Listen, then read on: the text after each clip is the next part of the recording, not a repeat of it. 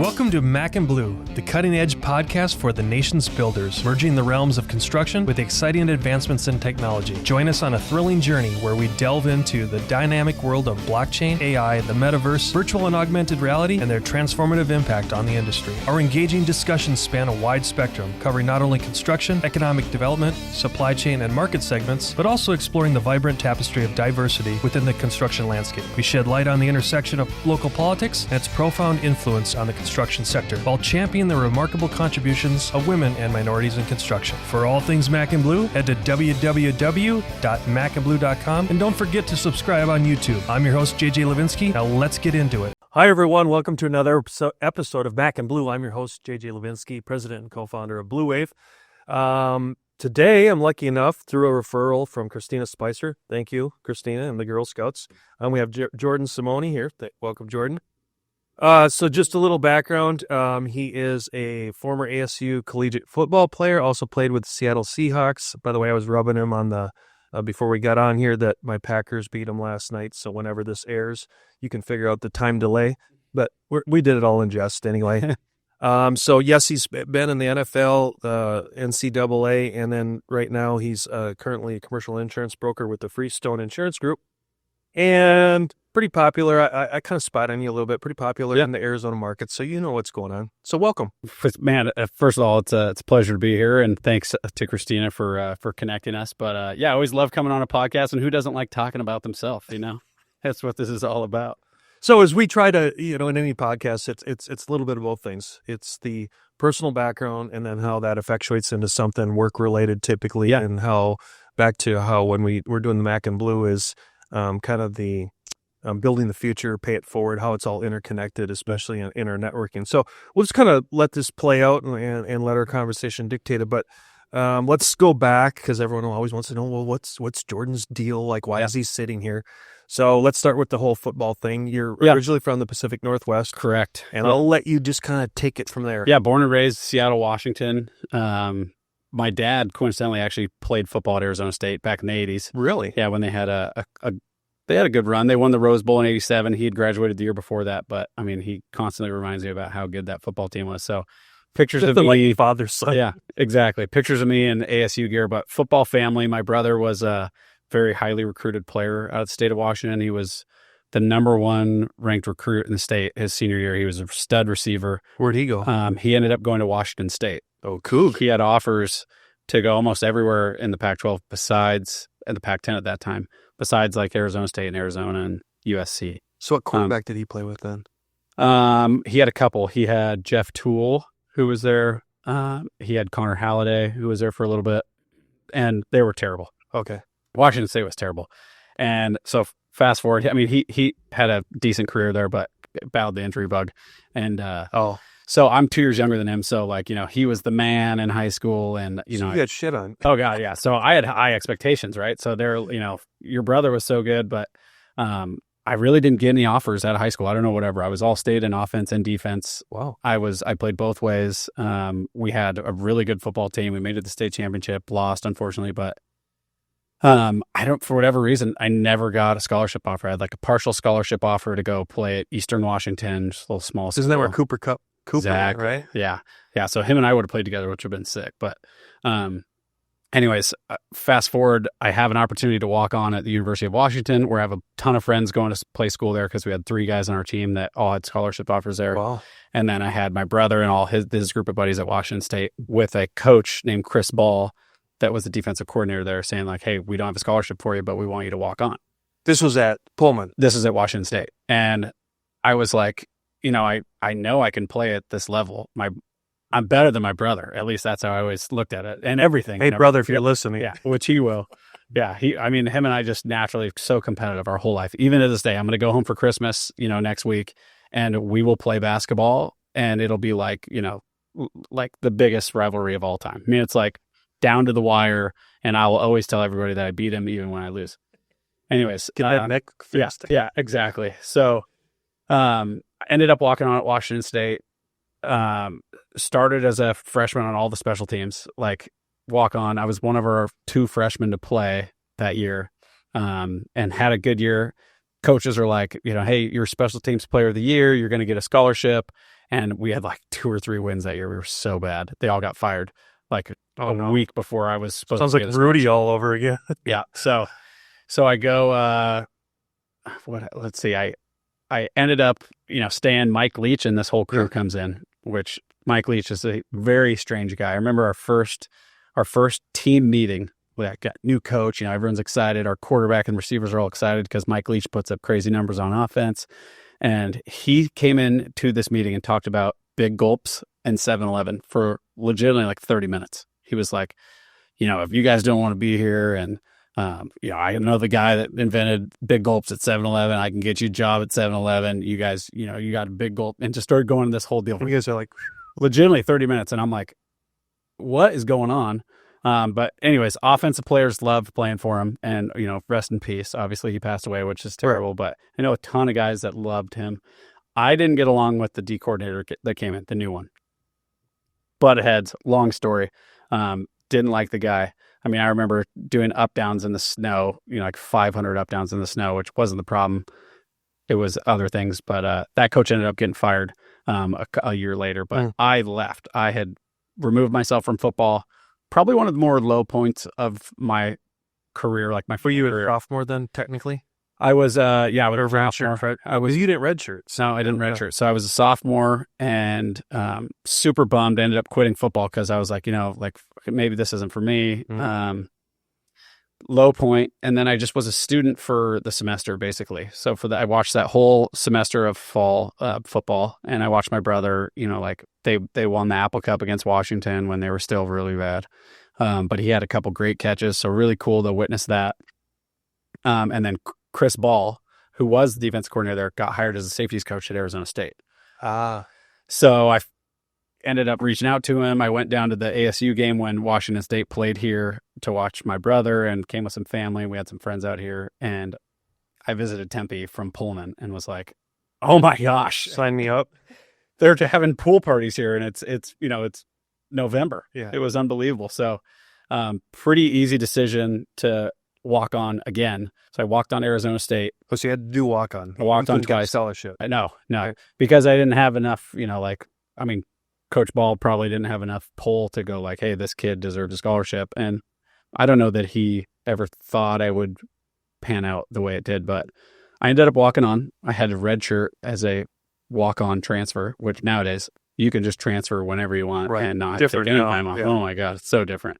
It's funny to think about that, but so I moved down to Tempe. I get like an apartment, and I'm by myself. I don't know a soul here. Ended up working my ass off, and was a red shirt, scout team for a year until I was able to get an opportunity to, play with the big boys. But use that scout team year and that red shirt year as an opportunity to really grow and make a name for myself. And as a scout player, you are going up against the number ones every single practice, which is great because you're getting the reps of playing. At the time, our team was in the Pac-12 championship. So one of the best teams in the conference. I'm playing against all the starters, Jalen Strong and Taylor Kelly and all these really good players every single day at practice. So I got a ton of exposure to great players. I worked my ass off. I really, really went balls to the wall every single practice and used it as an opportunity to get better. Going into that spring, I basically, it was down to me and one other guy to be the starting safety. And when I went into that spring, there was 4 guys on scholarship in front of me. And so here I am, 5th on the depth chart. The coach doesn't even talk to me. Nobody looks at me. And I just start working my ass off. And I remember one day, Todd Graham, who was our head coach, you remember Todd? Came up to me. He was like, how many years of eligibility do you have left? And that was like the first time he'd ever talked to me. And I popped on his radar. Meaning like, okay, like what can we get out of this kid? And I told him, I was like, I have 2 years left. And he was like, okay. So I started, long story short, I could talk about this for a while, but I ended up, getting an opportunity to play with the ones, had some success in practice. And I just remember them grinding me like so hard at practice, just all over my ass, screaming at me, MFing me because they want to make my practices harder than games. And then it got to a point where I became the starter going into the season. First couple games, did okay. I remember my third start was against Colorado, and I had a pick, like 12 tackles and a forced fumble. Oh, wow. And that was kind of like my, okay, Coming out party? Yeah, I can do this. And I can play this at a high level. And ever since then, like kind of just took off that year, that 2014 season. Was an awesome year. I remember, at the beginning of the year, my first game, they're like, hey, it's a walk on, this is a weak position or we got to attack to. Playing Notre Dame at home, we're 9th in the country, they're 10th. And I make the first tackle of the game and they say, potential All-American. And I was like, I didn't care, or know at the time, but it's cool to look back on and go like, wow, that happened quickly. But it is literally just a product of the coaches working me so hard in practice and making my practices more difficult than anything. So become a captain of the team, had a good senior year, probably not good enough to get drafted, but I tore my ACL at the end of my, with 3 games left. So who were you playing? We're playing Washington at home. Yeah. University of Washington. How ironic. Of course. Yeah. But man, I mean, I'm sorry about No, you're good. kicking you on Playing the table. footsie. Yeah. Everywhere. Well, under the table conversation, you know what I mean? Yeah. So all that to say, like, that's kind of my football story. At least through ASU. At least through ASU. Okay, let me take a couple. Mm-hmm. We'll get back into ASU and present. Yeah. If you will. I think the audience would love to know. It's the audience only sees what happens on game day, right? Mm-hmm. You were talking about the practices. What is the life of a student athlete at that level? Like once you were a star, especially once you become a starter. Yeah. What is that like as a student athlete? I mean, give me like a day or a week or not so much the semantics of the day in and day out. I guess where I'm trying to go with this, Jordan, is how does it translate to most of the people that are watching this? This is a business related type thing, but this story is compelling. Yeah. What about the org behavior? What about this? What about the culture? What about those kind of things? So if you can share any testimonials or stories of whether it was Todd or some of the other coaches, good, bad, or indifferent. Yeah. I mean, I learned how to be a man at Arizona State. I learned how to be a professional, how to, wake up. Coach Graham was really, he's a tough coach. If you ask his players, a lot of them will say like maybe they didn't like him because he was so hard on you. But for players like myself that it was hard on and it worked, it was extremely beneficial for me. He always talked about this when we were playing, which is, we're trying to make you guys men so that when you get outside into the real world, when adversity strikes, you know how to handle adversity the right way. So, God forbid, you have a miscarriage or you lose a family member, you have prepared yourself for how to deal with adversity. And although it might be in football, that stuff directly translates to the real world. Just speaking for myself, I've gone through some of that. That's been really difficult, but you look back on some of those lessons that we learned as players, which is, like how to wake up in the morning when your feet hit the floor. Are you waking up with some intensity? Are you bright-eyed? Are you dull-eyed? Are you, and like the things that used to be hammered into us, which was smart, character, discipline, tough. I still try to carry that through my daily life. And, the farther I get away from my football days, the more I have to remind myself of that because it can slip away and you have to work at it. And I would say even a coach like Coach Graham, he's probably having to remind himself of that to this day. He's gone through some trials and tribulations. So it's part of life, but There comes a time when dreams become a reality, when you see your vision materialize into a true work of art. And the only way to get there is to choose a general contractor who shares that same vision and knows how to bring it to life. At Blue Wave, we aren't so big that we've forgotten where we've come from, and we aren't so small that we can't care for your projects regardless of their size. When your vision deserves safety, perfection, timeliness, and expertise in order to become a reality, trust Blue Wave to get it done right the first time.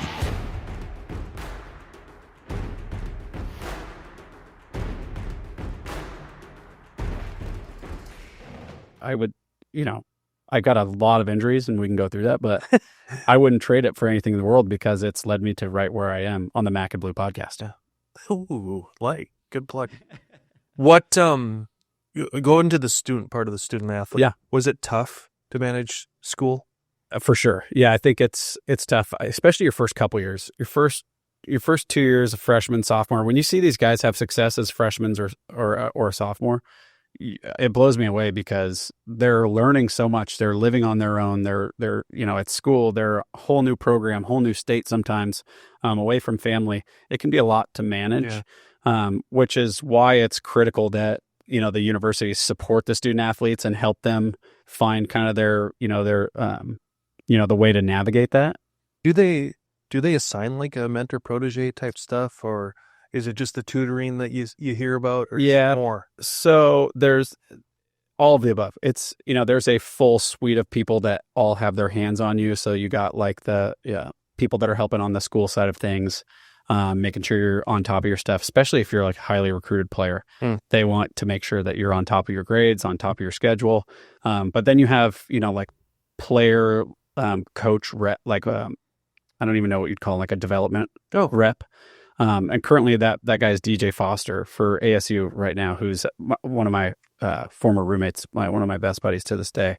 He kind of bridges that gap between the players and the coaches so that if there is issues, it's not the coaches having to come down on a guy. It's a buddy that goes to them like, hey, come sit on the couch, like talk to me, what's going on with your family life. So, but yes, it could be difficult for a lot of guys. I was very fortunate to have amazing parents like I said, my dad had been a player, so he kind of understood it. Especially at ASU, it's, there's a lot of distractions. Mm-hmm. There's a lot of distractions. There's distractions at any college, but there's more distractions in Tempe. We won't elaborate on what that link was, but yeah. Exactly. So, I mean, there's, if you go looking for anything, you can find it on any college campus. But I think, when I was a starter, I cared so much about representing the people I played with and my family and the coaches that gave me an opportunity that I was blinders focused on not letting my teammates down, not letting my coaches down, and not letting the university down. That's what I cared about more than anything. And so like, even to this day, I'll walk into ASU Stadium and go like, oh my God, I can't believe I played here. Because during games, I'm not thinking about crowd at all. I'm thinking about, what is the left tackle doing? Is his hand, slightly up? Does it look like his fingers are a little more in the dirt? Is it a run? Is it a pass? Is number 2 on the ball, or is number 2 off the ball? Is number 1 on the ball? If number 1's on the ball, he's probably going to go long. If number 2's off, maybe a little bubble. Are they going to RPO? Is the running back to my side? That's just a glimpse. That's a glimpse of what is going in through. And you can go through every single position and they'll all give you that. But that's what you really don't see when you watch a game. And that's what happens in practice. And that's what happens in the film room. How much time did you guys actually spend in the film room? Depends on the player. It depends on quarterbacks. Probably spend more than anybody in there because they have to know more than anybody. But like in your case, as defense, I would say, especially the safety. When I was playing, we got iPads to take back so that you could watch film at home too. So I mean, I'm at least 2-3 hours a day. Oh God, a night. You're watching cut-ups from all the games before. You got to self-scout too, so you got to watch your game.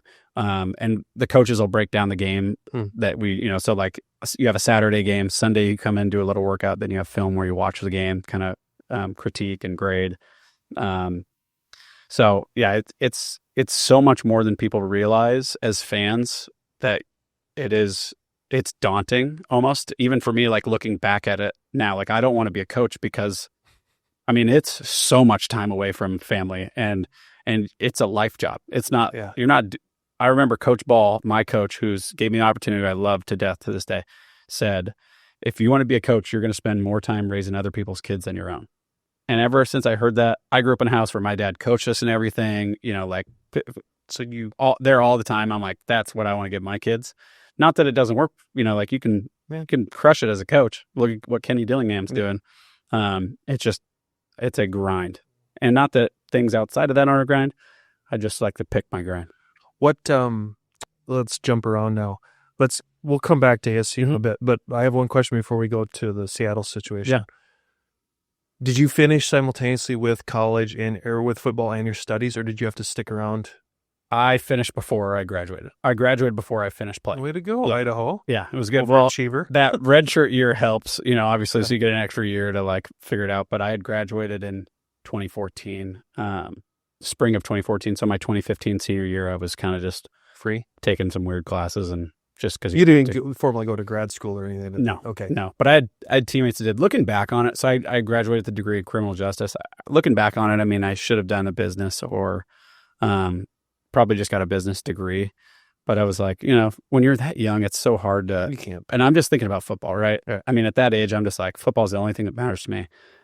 It's so hard to think about the future and what it's going to look like. But it all worked out, obviously. But So entertain us with the NFL offer. How'd that all go down? okay, so I tore my ACL 3 games left my senior year. I led the country in tackles, in solo tackles as a safety, which was not good. You don't want that.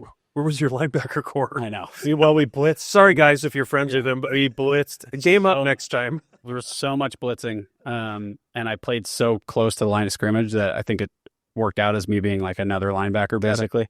But I missed 3 games, which sucked.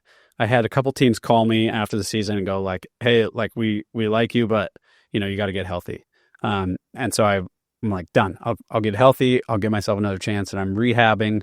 And it's about 8 months post rehab, post surgery. I'm like feeling really good, and we're doing like these little like 15-yard like kind of stride out sprints, and I start running, and I just like pop, and my kneecap broke. I broke my kneecap in half, and was like, oh no, shit, what am I going to do now? So I had to take a full year off, let my kneecap heal. I ended up getting a job in medical sales because I had so many medical problems that I think our doctor was like, hey man, just come on, you can make some money doing this and you'll be good. You won't get hurt. Our team doctor at the time. And so I took a full year off, kind of did one of those soul searching, like, do I want to play? And I came back to immediately like, yes, of course I want to try to play. You still had the drive. Yeah. And I felt like I could play. I mean, I felt good enough. And then I was at a Seahawks, or not a Seahawks, I was at an ASU pro day. This was like a full year later after I'd graduated. And I run into this scout who's like really good friends with my cousin back in Seattle. Their kids play baseball together. He's the head scout for the Seattle Seahawks at the time. And I run into him, start chatting him up. He's like, how are you feeling? I'm like, man, I'm healthier than I've ever been. I'm stronger than I've ever been. And I went back to my trainer the next day. Well, I talked to him, and he's like, let me see if we can get you in for like a rookie mini camp. And I was like, that's all I need. And I go back to my trainer. I'm like, hey, we should start sprinting, because I hadn't even started sprinting yet. That time I was like, we need to start cutting. This camp's in 2 weeks. We need to be ready. So I start going cutting and sprinting, and like, okay, it's good enough. I go to Seahawks rookie mini camp. I thought I was probably playing at like 75% of my capacity, and I did well enough for them to sign me to the roster going into camp. Wow. And so then I had like another month to try to get healthy. I'd say I was like 85% of what I was at ASU. I wasn't like fully healthy, wasn't as fast as I was, but I was good enough to get by. So my goal playing in the NFL would have been special teams. If I was playing today, I would be a special teams player. I wouldn't have played safety. I wasn't going to take Cam Chancellor's spot at Seahawks or Earl Thomas for that matter. I knew what I was there to do, which was to play, to run down on kickoffs, run down on punts. But what about like nickel and dime packages or nothing? God, no. Okay. No, I'm not playing man defense in the NFL. I played so much man in college, and it was fine, but and I don't want to take away from what I was able to do on the football field, but the NFL is just the other level. Yeah. I mean, I'm not going to go guard Devontae Adams in the slot by myself. It's not happening. Or Odell Beckham Jr. Yeah. I mean, you look at any football field, it's a game of matchups in the NFL, and they go, that's the one we're going to go after. All right. But, you got white guys playing corner and safety in the NFL now. You got Cooper DeJean as a stud. But anyways, so I don't know where I left off, but it was the an opportunity. Yeah, you made the cut. Going to camp, having a great camp. I'm doing what I got to do. I literally am the only white guy on our entire defense, so I was like, wore it like a badge of honor. Everybody started calling me. Do you remember the white corner? Gosh dang it, what was his name? Old white corner. It'll come to me. Anyways, the coaches didn't even know my name. They just called me this old white corner's name, who I can't even remember his name. It's going to come to me. Oh, it's gone. Concussions. Don't worry about it. Anyways, we go into our first preseason game against the Chargers down in in San Diego. Or LA. It was, so excited. I'm suited up in a Seattle Seahawks uniform. This is like, dream come true for me. Born and raised in Seattle. And, Pete Carroll's the coach. You got Richard Sherman and Cam Chancellor and Earl Thomas and Russell Wilson, all these guys who I watched play and win a Super Bowl, love the team.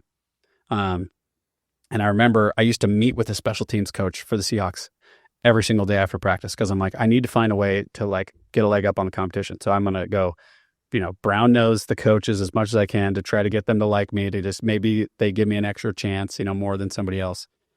And so during the first preseason game, he comes up to me like 2 days before the game and he goes, "Hey, I want you to know every position on special teams. I want you to know every position because there's so much going on in these first games. There's so many people that sometimes guys don't show up, when they call first kickoff or second kickoff or third punt. It's just some guys don't remember what they're on. So he's like, I just want you to be by me. And if somebody doesn't show up, you're going in. So I want you to know every position." And sure enough, Chris Carson, who played running back for the Seahawks, I remember him, scores in the first preseason game, is so excited, doesn't show up on kickoff after that. And he's like, "Hey, you're in L4.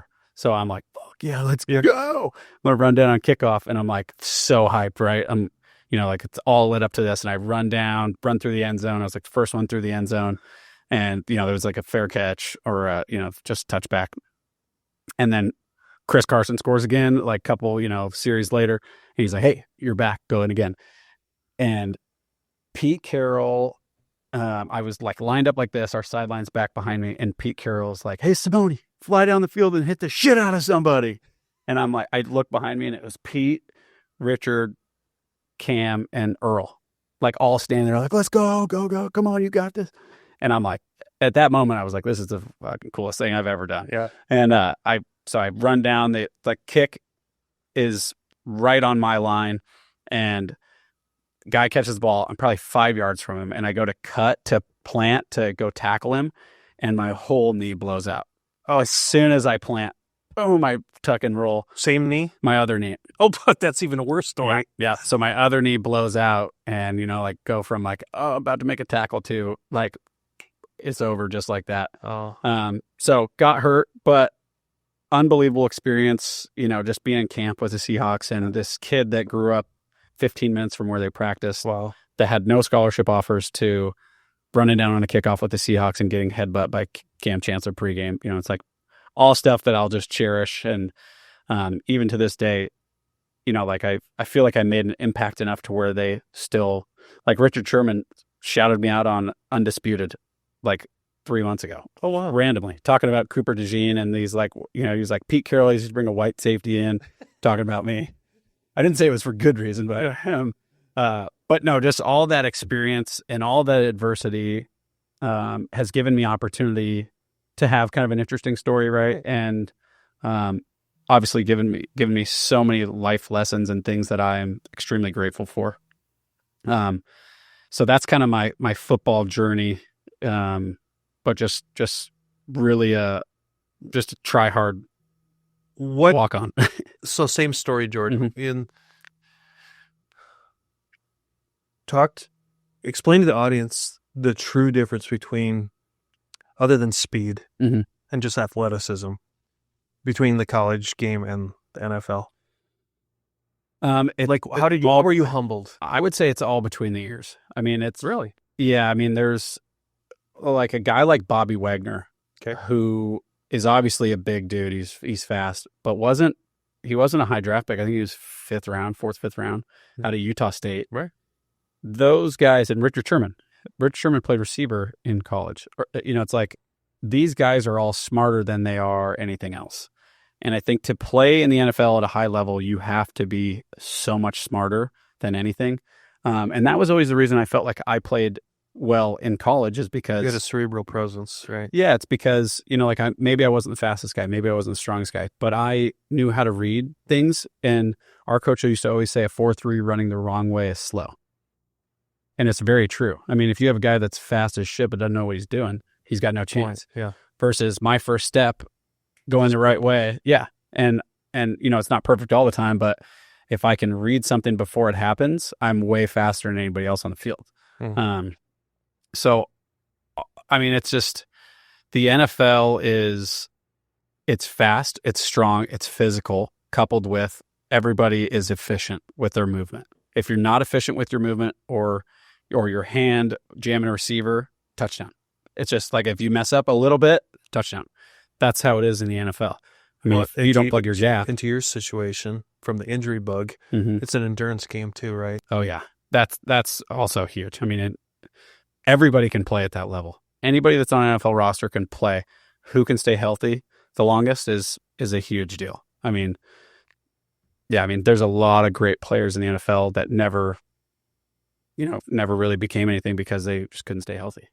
I don't know if you saw we had Brett on Hudley. Yeah. Oh yeah. Had him on before, but he waxed us when I was at ASU. Oh, at UCLA. At UCLA when I was at ASU, he beat the shit out of us. Yeah. You can rub him when you see him next. But so I think one of the other things, and then I had friends back at, the audience knows I'm from the Midwest, but I had a bunch of friends that played like D3 football. And I'll never forget, like now that I'm in my 50s, I'll talk to them and I'm going to ask you the same question. And you kind of answered it. And I'm not trying to steer the witness here, but I think maybe we were older where the protocols weren't good enough at the time. Yeah. But I asked a lot of those guys, would they ever play if the situation again, and most of them had said no. And it was because of the concussions. Yeah, it's brutal. Because it was get your ass back in. And, I'm not going to mention names, but I have a near dear friend of mine that he's had talks with me going, JJ goes, I'm scared one day I'm going to wake up and be Junior Seau. Yeah. Not suicidal, yeah, but not knowing who the F I am, what I'm doing. It's scary. And he goes, I'm scared.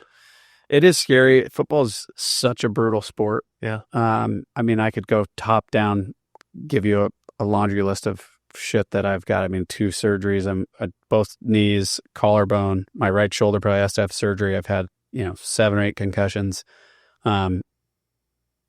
I mean, it's even when I played, the mentality was still like, you're not injured, go. You're not injured, go. And now I think the NFL and football has done a good job of going like, hey, if you're hurt, we're not going back in. Because if you get a concussion on the field and go back in and you get another shot, I mean, it could really do long-term damage. So I have definitely battled my fair share of the injury bug post-football. Some have it worse than others. I would just say I wouldn't trade my football career for anything. Do I wish I was healthy some days? And if you catch me on a different day, I might go like, fuck, I should have never done this. But it led me down the path to where I am now, to living in Arizona, met my wife, to have 2 beautiful kids.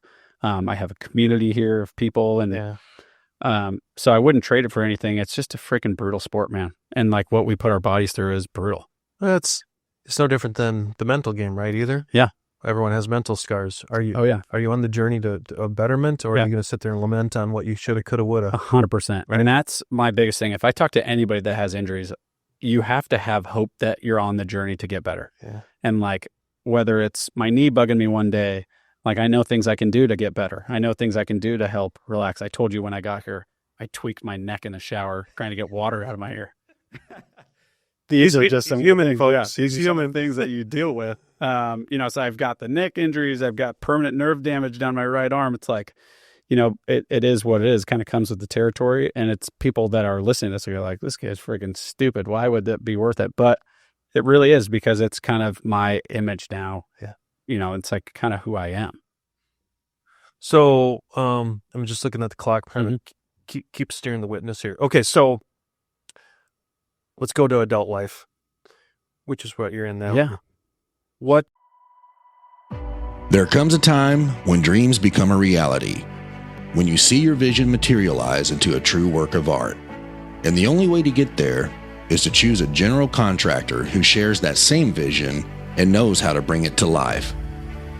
At Blue Wave, we aren't so big that we've forgotten where we've come from, and we aren't so small that we can't care for your projects regardless of their size. When your vision deserves safety, perfection, timeliness, and expertise in order to become a reality, trust Blue Wave to get it done right the first time.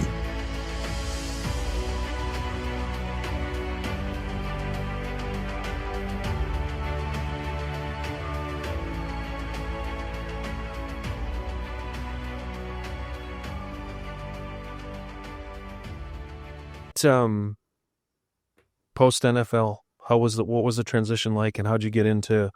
Yeah, you're into the insurance gig now. Yep.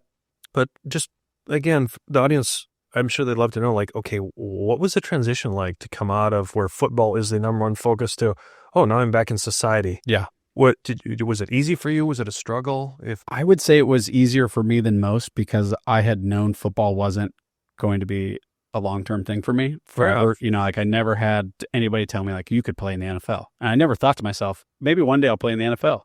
I always just was like, man, it's cool to play football. I like playing football. Yeah. And so I'd always known it was going to come to an end. So I kind of started trying to network and meet people that I respected when I was playing football. And our quarterback, Mike Bercovici, do you remember that name? He played quarterback for us a long time ago. It's been like 10 years. And he always did such a good job of taking the time to meet with donors, to meet with people after practice. And I started to just do that with him. And it was such a good, like, long-term thinking move of him to just go like, you know, like, hey, this is important what we're doing and playing football is great, but we have a unique opportunity to kind of get access to people that most people couldn't. And so I tried to do a good job of just meeting as many people as I could while I was playing. And this was pre-NIL. So yeah. So this was, I couldn't give you was anything. it just the donors alumni, or was this genuinely business relationships too? Or a little bit of both? A little bit of both. Yeah, I would say like there's people that would grab lunch with you because they know you played football at ASU and they like you, and you get unique access because of that. And people that like your story or liked watching me play or whatever like it was. The hand that feeds you, it opens a door, right? Yeah, exactly. And so and even just using those people as an opportunity to throw ideas off the wall of like, hey, you know, I'm thinking about getting into real estate, or I'm thinking about getting into insurance. And do you know anybody in that space that I can talk to? Just like how connected those individuals are here in town, have paid dividends for me. You know, even just friends now. Some of them have become some of my best friends just spending time with them. So, yeah, it's you do get unique access as a player, but I would say just like taking some of those individuals' time and getting the opportunity to, you know, meet with them, whatever it is down the road. What so how did you get back to Arizona? Were you going to do it? So I was with the Seahawks, and I was dating my now wife at the time, and I had like opportunities to train down here at better gyms here. And I was like, I don't want to live in Seattle. It's cold, it's wet, it's rainy. So I moved back to Arizona.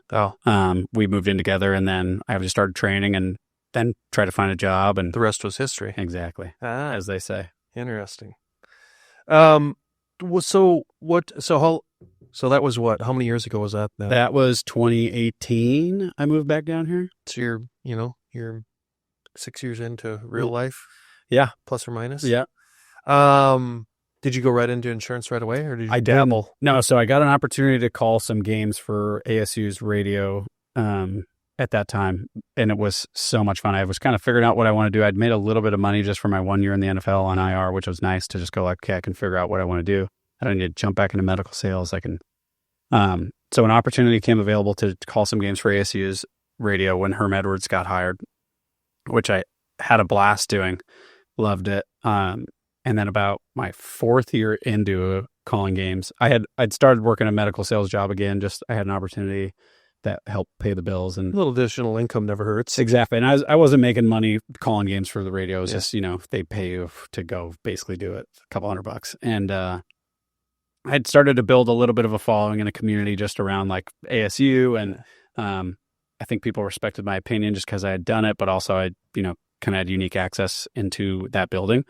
And I remember it was Herm Edwards coaching. They had Jaden Daniels, who won the Heisman Trophy a couple years later.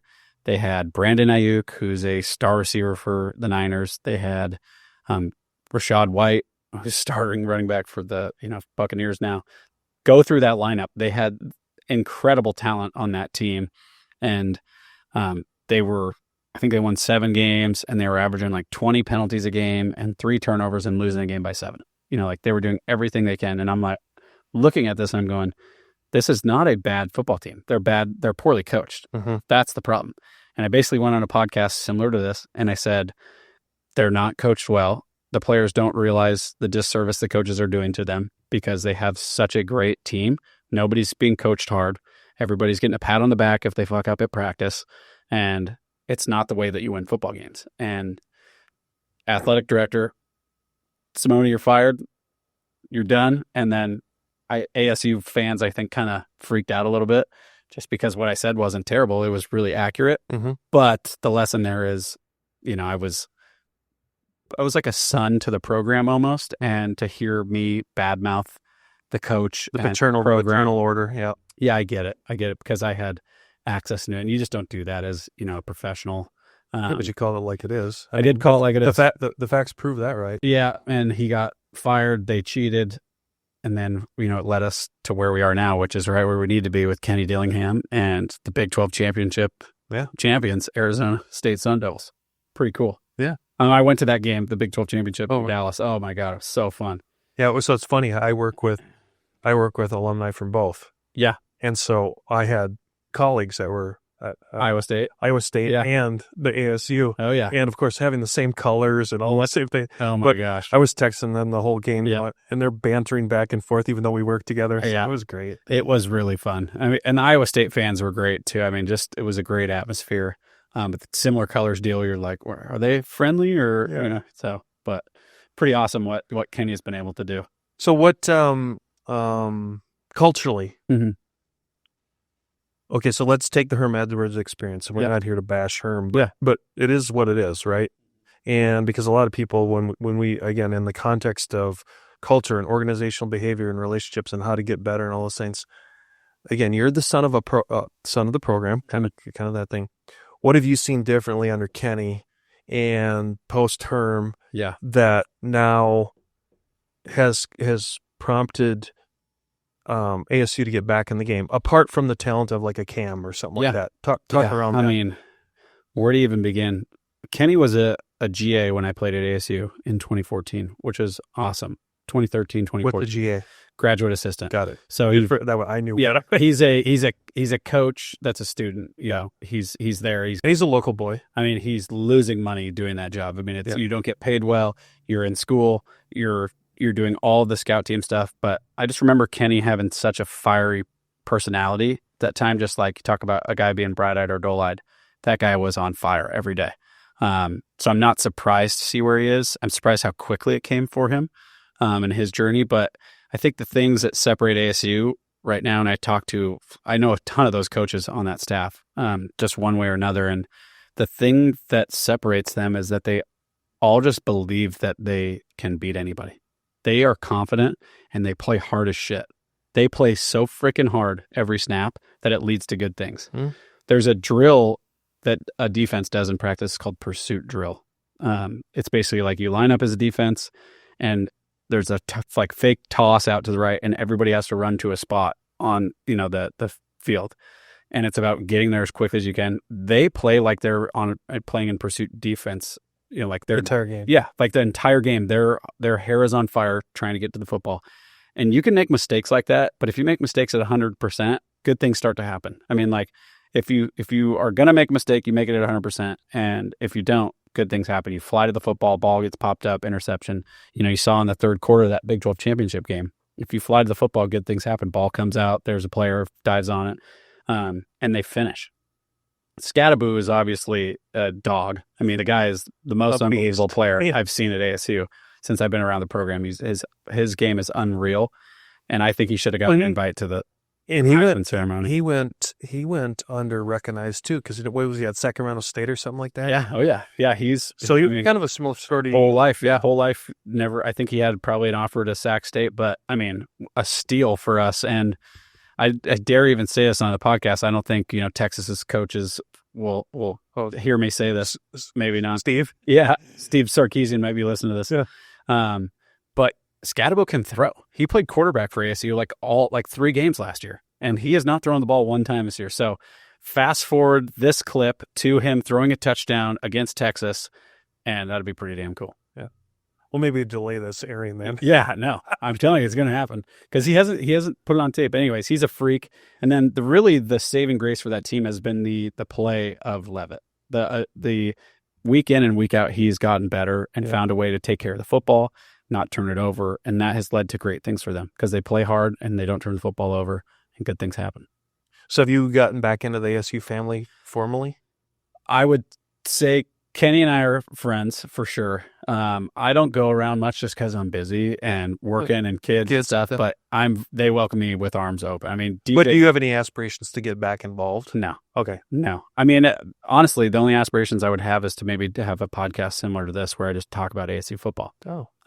So if you want to squeeze in a little ASU football, you know who to call, but I guess that'll be the prompt coming out of this. Yeah, right. So he'll throw in some damn good insurance too. Yeah, exactly. Sponsor it myself. Yeah. Okay. So how is all this translated into success for you as a entrepreneur, insurance? I mean, it's the little things, right? It's, how you wake up every day. There's nobody that's going to be yelling at you or pushing you to be successful in the real world, right? There's no coach you can hire somebody to make you get up on time and do that, but it really, you have to have the drive from within to be successful. And this as a business owner, and somebody who's had some success is nobody's going to, be on your ass about it. You have to be disciplined and you have to wake up every day and you got to want it more than anybody else. And I think that's something that I've just taken from my career in football and my days as a walk-on is what are the everyday drills that you're going to do that will lead you to, to be successful? Are you going to spend an extra 5 minutes at the end of the day writing handwritten thank yous to somebody that, you had a coffee with, or, are you going to spend an extra 10 minutes looking through that policy that somebody sent you to, really see if the coverage is correct and start asking the right questions. So, without getting too insurance nerdy, I would say that there's just things in successful people that are common. And those when you meet those people and hear about what they do. They look a certain way, they act a certain way. And I'm not perfect by any means. I make mistakes. And we all do. Yeah, everybody makes mistakes. But how do you learn from those mistakes and move forward and not let that happen again? I think is what really separates a business professional. And in our space, it's just... it's waking up every single day with an attitude of I'm close to where I need to be, or like I'm one more meeting away from landing the biggest client in my life. That's kind of how I feel is, and your brand is everything, how you are in the community. And, if people respect you, opportunity tends to come. Speaking of brand, how do you feel, go back to your quarterback buddy, that kind of that networking nugget that you guys kind of gleaned off of each other. How is that translated into, because like let's use Christina as an example of introducing us. So now that you're in more of the business networking, do you see that was very easy for you? Do you see it very similar to what you were doing as a student athlete? Or, what I'm getting at? Like, where's the marriage or where's the difference? It's come easy to me. I think I found what I like to do at a young age. That always helps. Which is like, I like to be out. I like to be meeting with people in different industries, talking about different things, understand what's going on in the community, understand what's going on in the, in our world. And so it's easy for me to meet with people and talk with people and build relationships from the ground up. That's what I really enjoy. I enjoy getting to know people, understanding, their unique risks as a business. I'm doing employee benefits for large companies and the property and casualty as well. I don't do any life insurance, which is, I think, a whole, financial planning aspect. So I kind of also just focusing in on those two things has kind of allowed me an opportunity that if I talk to a business owner, he goes, I don't know who does my employee benefits. My cousin's doing my property and casualty. Look at our employee benefits. That's kind of it's given us a unique two-way opportunity, which is unique, I think, in the insurance space. But at the end of the day, it always comes down to a relationship and somebody that wants to work with you. And like you can get into a quoting battle, which is common in the construction space, just like you. Yeah, but if you're driven to a commodity space, that's what you're going to be. Exactly. And I'm in the service business. That's what it is. I have basically same access as the next insurance broker to these markets, especially in the health market. I mean, there's 4 major medical carriers, and you can get unique, but it's all about the service. Are you going to answer the phone? Are you going to pick up the phone when somebody calls? Are you going to respond to somebody when an email comes in? And even if you don't have the answer, just letting them know, like, hey, I got this. I'm going to get right back to you as soon as I figure it out. So I'd say that's the stuff that can separate you as a professional in our industry, is just that commitment to service. And again, I ain't always perfect, but I'm going to keep striving to be perfect and learn from the mistakes on the way. It's funny. I when you were talking about that, I'm always getting on my soapbox for a minute. I always say speed kills, right? So in my business, my success came that I would always beat that email or phone call back to the potential client. Yeah. It actually happened on the way here. Yeah. I had a repeat customer and they're like, oh my God, we just sent that to you. I'm like, yeah, but I'm going to respond to you right now. Yeah. And they're like, no one answers their phone as fast as you. Yeah. Okay, now that doesn't mean I'm going to get it, but it sure gives me an advantage. Yeah. And I was thinking about what you were talking about, back to the football analogy or metaphor of reading the room or reading the field and knowing that, hey, if that all those indicators, right? Yeah. Read it in totality and then go, all right, it's going to be a sweep. Yeah. Again, back to that thing. Just having that in the business thing is paramount. For sure. And I'm still trying to learn what that is, like what are those indicators for myself in my space? Because I always tell everybody I have a doctorate in football. I mean, I've spent 27 years playing football. Like most of my life has been centered around, I'm a football guy. I love football. Film room nightmare. Oh yeah. Oh my gosh. Do you still dream football? I mean, I've had bad days in football and I've had amazing days in football. And I think I could ask you about your business. You've probably had amazing days in your business. You probably had days that felt like a kick in the nose. Like you didn't know if you were going to make it. Yeah, the next day. exactly. Yeah. Exactly. And I think what makes you different and what made my football career different is I was just too dumb to quit. In fact, I quit once, but I just went back in. I'm like, I can do this. Yeah. And I've just believed in myself more than anybody else and had some people that helped put me in the right place. But that belief is really what pushed me to continue to get an opportunity with the Seahawks, to be running down on a kickoff, in that uniform. And so now you got to find that in the insurance space, right? Is what does that look like and what does that success look like? And I think it's finding those everyday drills of how you can get better, reading, what's going on in our economy, what's going on in Phoenix, who are some businesses that are coming here? Can I find a way to connect to them? Those are the things that I think separate you as a professional. What do you do for fun? Golf. Love to golf now. Golf's nice because You better get those shoulders fixed, bro. I know.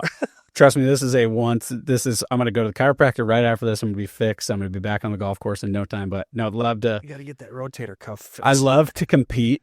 I don't play basketball competitively anymore because I'm terrified of popping an Achilles. Last thing I want to do is have another surgery.